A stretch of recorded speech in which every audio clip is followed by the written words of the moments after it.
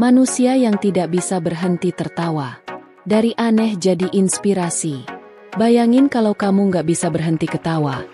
Bahkan saat dapat berita sedih. Mau nangis. Malah ngakak. Mau marah. Tetap aja cengar-cengir. Inilah yang dialami Joko.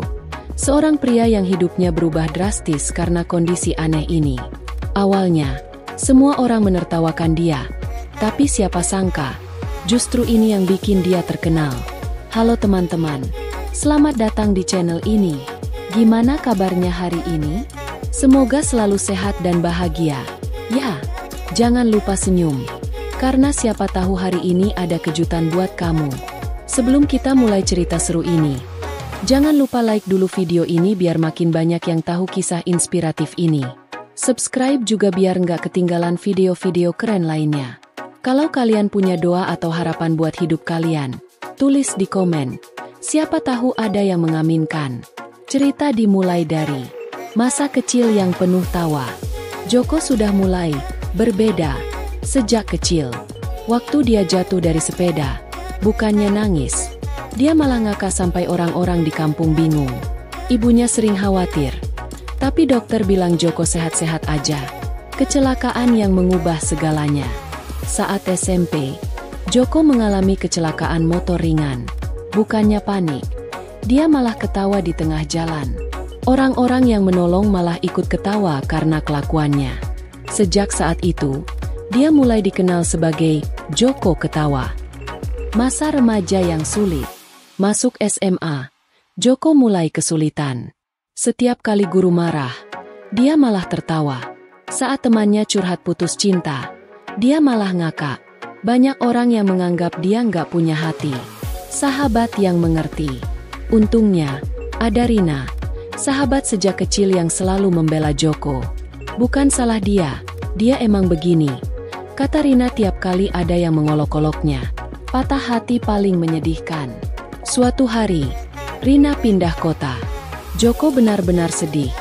Tapi tubuhnya nggak bisa berhenti tertawa. Waktu dia nangis pun, suaranya malah kayak orang cekikikan. Bertemu dengan dokter aneh. Merasa ada yang nggak beres. Joko pergi ke dokter spesialis. Ini kondisi langka, kata dokter. Tapi nggak berbahaya. Kamu cuma harus belajar mengendalikannya.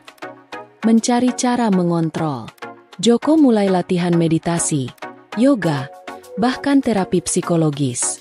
Tapi tetap aja, dia nggak bisa berhenti tertawa. Menjadi objek tertawaan.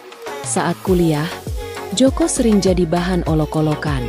Tapi anehnya, dia nggak pernah tersinggung. Habis mau marah gimana? Ketawa terus. Katanya, kesempatan datang dari radio. Suatu hari, temannya iseng merekam tawa Joko dan mengirimkannya ke radio. Nggak disangka, banyak pendengar suka. Viral di media sosial. Video tawa Joko menyebar di media sosial. Orang-orang mulai tertarik. Ada yang bilang tawa Joko bikin hari mereka lebih cerah. Joko jadi bintang tamu di TV. Sebuah acara TV mengundang Joko. Bisa nggak kamu marah? Tanya pembawa acara. Joko mencoba, tapi tetap ketawa. Masyarakat pun mulai menerima.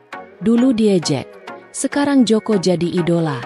Orang-orang mulai menyadari bahwa ketawanya itu berkah, bukan kutukan. Joko menjadi komedian dadakan. Karena sering tampil di TV, Joko akhirnya diajak main stand-up komedi.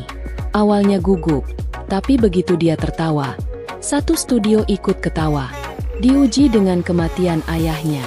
Saat ayahnya meninggal, Joko benar-benar hancur. Tapi, tubuhnya tetap tertawa. Orang-orang mengira dia nggak punya hati. Padahal dalamnya dia menangis. Konflik dengan keluarga. Ibunya marah. Kenapa kamu nggak bisa serius sebentar aja? Joko pun hanya bisa meminta maaf sambil tetap tertawa. Ditinggal sahabat. Rina yang kembali dari luar kota merasa Joko sudah berubah. Kamu terlalu sibuk jadi komedian, katanya. Joko mulai meragukan dirinya sendiri. Joko mulai berpikir, apakah aku ini orang aneh? Apakah aku cuma bahan hiburan? Pergi ke gunung untuk menenangkan diri. Dia memutuskan untuk pergi ke tempat sepi, berharap bisa mengendalikan tawanya. Momen pencerahan. Di atas gunung, dia bertemu seorang kakek bijak. Jangan lawan dirimu sendiri. Terimalah, dan gunakan itu untuk kebaikan. Kembali dengan semangat baru. Joko kembali ke kota dengan misi baru. Dia ingin menggunakan tawanya untuk membantu orang. Menjadi motivator. Dia mulai mengadakan seminar tentang pentingnya kebahagiaan. Orang-orang mulai menghormatinya. Dulu dianggap aneh, sekarang Joko dipandang sebagai inspirasi. Dapat tawaran film. Sebuah studio film ingin mengangkat kisah hidupnya. Hubungan dengan keluarga pun membaik. Ibunya akhirnya mengerti bahwa ini bukan kesalahan Joko. Bertemu lagi dengan Rina. Rina kembali dan melihat Joko dalam versi terbaiknya. Melamar Rina. Di momen yang mengharukan, Joko melamar Rina. Tentu saja, dia tetap ketawa. Pernikahan paling bahagia. Pernikahannya penuh dengan tawa. Bahkan penghulu sampai ikut ketawa. Pesan terakhir dari Joko. Hidup ini berat, tapi kalau bisa ditertawakan, kenapa harus ditangisi? Joko dan Rina memulai hidup baru.